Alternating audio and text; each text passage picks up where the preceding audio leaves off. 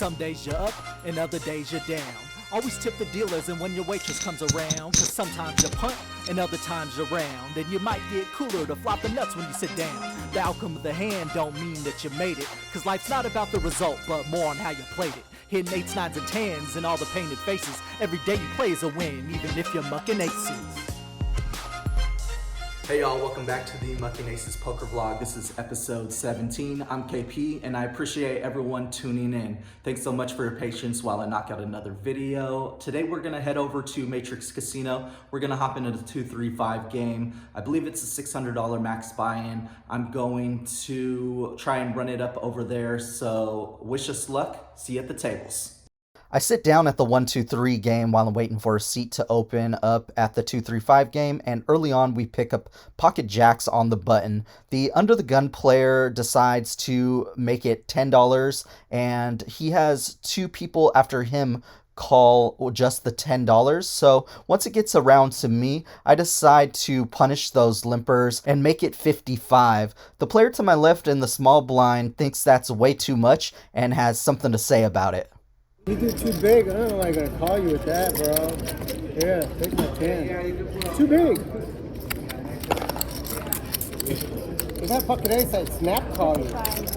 Needless to say, he folds his hand and everyone else behind folds as well. So I'm happy to take down that $50 or so in dead money. Oh, okay, I have Jack Queen.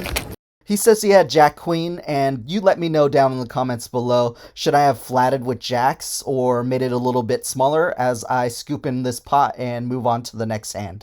I'm still waiting here for quite a while for the 2-3-5 game, and I finally pick up a playable hand after being pretty card dead on the button with ace-4 offsuit, and there are a couple of limpers before it gets to me on the button, so I decide to bump it up and then get two callers behind. So I go three ways to the flop with about $50 in the pot.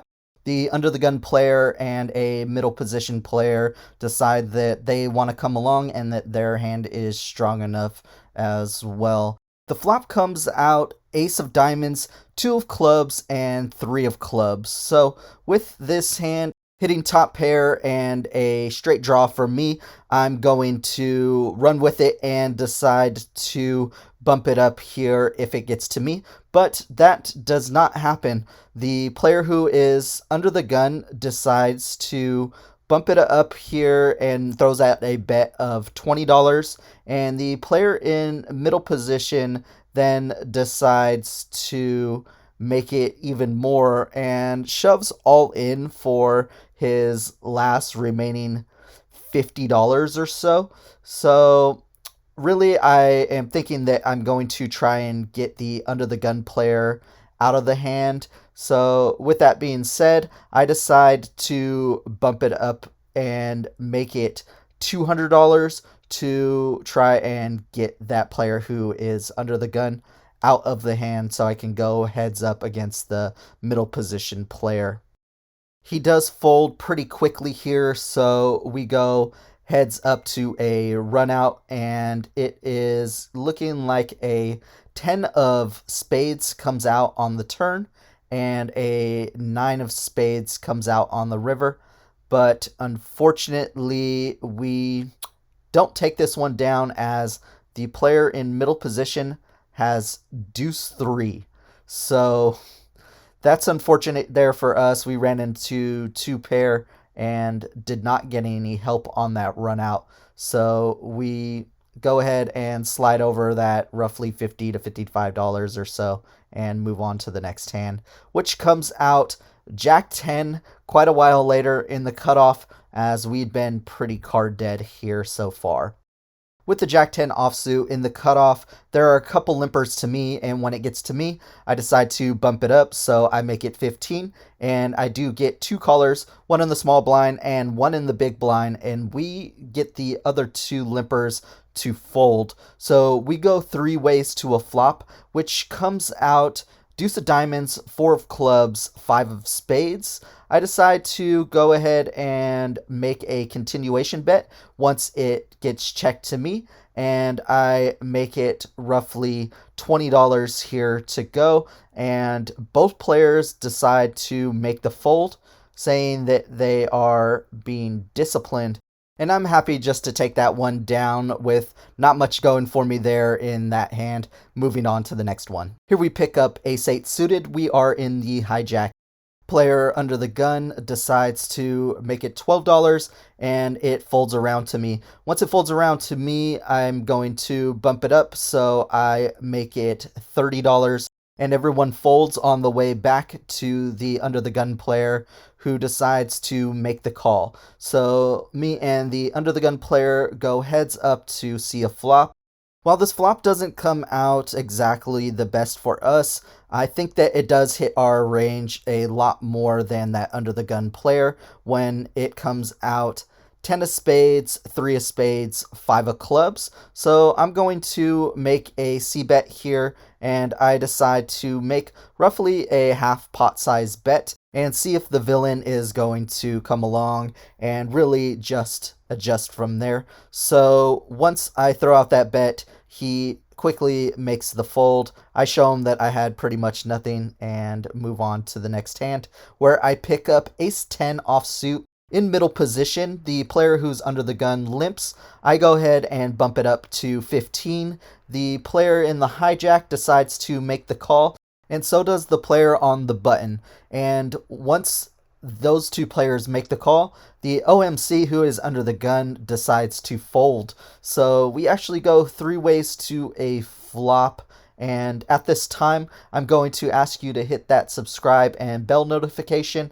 It definitely helps out the channel a whole lot while we wait to see the flop come out as King Jack 5, and it's a rainbow board, so I think it's a pretty good hand for me, as any queen is going to hit my straight. I actually decide to just check and see what the players are going to do for a bit of deception, and the player in the hijack decides to check, and once it checks back to the button player decides to make it $55. So I've had some previous experience with this player on the button, and I decide to just make the call, of course, here and see what happens on a turn.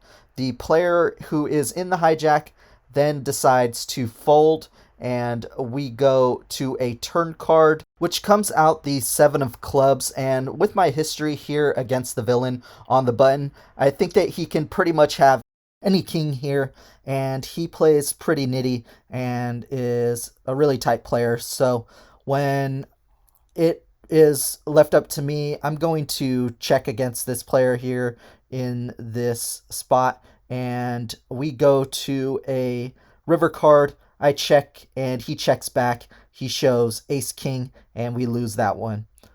So we finally get to move to the 2-3-5 game, and I'm sitting there for quite a while, not getting any hands until a couple hours in, and I finally pick up a playable hand, and it comes in a great form of ace king of clubs, and I'm in MP2, that middle position, and I go ahead and make it 15. I do get 2 callers, and the player in the hijack and the player who is in the big blind both make the call. So we go 3 ways to a flop, and that flop comes out pretty good for us. It is King 10 Queen. So we have top pair, top kicker, and we are looking for a jack to hit that straight. So I check for deception, and it actually checks around, and the turn card comes out a 2 of hearts. So I go ahead and lead as the pre-flop raiser, and I go ahead and make it $20. I definitely think this was way too small here in this instance, and definitely comes back to bite me, as the player who is in the hijack decides to make the call, but it gets bumped up by the player who is in the big blind, who makes it 45. I make the call. The hijack player decides to fold, and we see that river card, which comes out the ace of diamonds. While this does give me 2 pair, I go ahead and decide to make a blocker bet of roughly $45, and the player who is in the big blind, I do have some previous history with him as well. He jams all in on me. With top 2 pair, this definitely puts me in a very tough spot, but there's no way I think that he does not have a jack here in this position. I put him exactly on king jack. I tell him that I know that he has king jack, as he overbet jammed on me here, and I'm really just agonizing over the fact that I do have to fold in this instance, as that straight draw does get there and it does not get there for me. So I will speed it up here for you guys, and won't have you sit through my pain, but I end up making the fold, and he does show me that he indeed had the king jack, and unfortunately he's going to scoop this one.